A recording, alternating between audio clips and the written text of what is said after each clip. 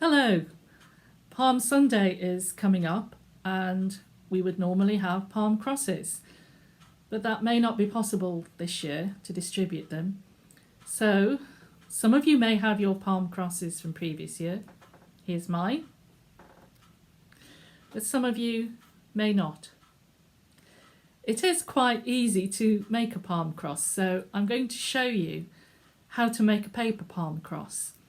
So when it comes to Palm Sunday, whether you have your palm cross from previous years or not, you can make a palm cross in order to join in the services. So as I say, it is relatively easy, a bit tricky in parts, but it is quite easy. This is what we're aiming for. This is what it'll look like. So just a little cross, but that's what we're aiming for. Now, I'm not the best at craft, I freely admit that. But frankly, if I can do it, anybody can. So let's have a go. What you will need is a long, thin piece of paper. Now, I've got some brown parcel paper, but it could be any sort of paper. Wrapping paper, Christmas paper, birthday paper, wallpaper, anything, so long as it's quite long and narrow. So the first thing we're going to do is find the halfway point, which is there. Open it out again, now we know where the halfway point is, and we're going to do a right-angled fold like that. So this has gone under. You see it's gone under. There we go. And now we're going to fold that arm over the top to make a little sort of square.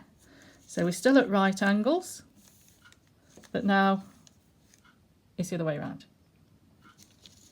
So we're going to take this arm and just hold it there for now. We're not going to do anything with it. We're just going to leave it there for the time being while we work on the long bit that's dangling down here.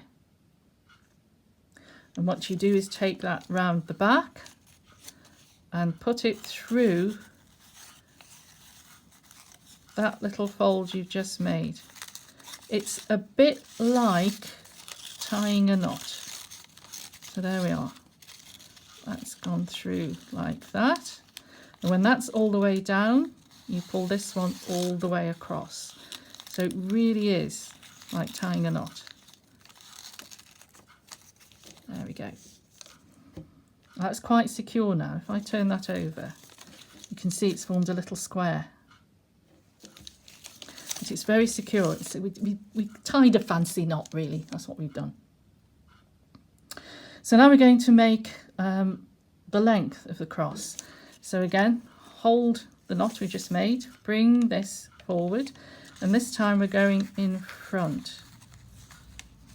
So it might be a bit fiddly, depends how tight you tied the knot. I've tied this one very tight.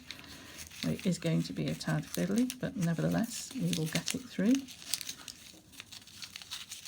There we go.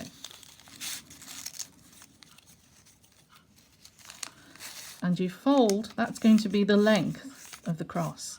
And you fold this back on itself, back into the knot to form the top. Now if it's a little bit wide, which this one is, you can cheat and just do that. That's what I'm going to do. Just makes it a little bit easier to feed it back in. There we are. So that is the length of the cross. So what we need to do now is make the arms. Really easy. You fold this back on itself. Again, there's your little back. You feed it through that little loop there and it'll come through. And then you just make that length you wish to and fold it down. And there's your cross. Might be a tad fiddly for little ones, you might have to help them. But once you get the knack of it, it is quite easy. So whatever cross you may have, a paper one or a genuine palm one, it doesn't really matter. What matters is we are gathering to remember that Jesus came into Jerusalem. The people threw down palms and cloaks for him to ride over. So this Palm Sunday, whether you have a cross or not, whether it's a paper one or a palm cross. What's important is to remember that Jesus came to Jerusalem this day. Take care, keep safe, and hopefully see you soon.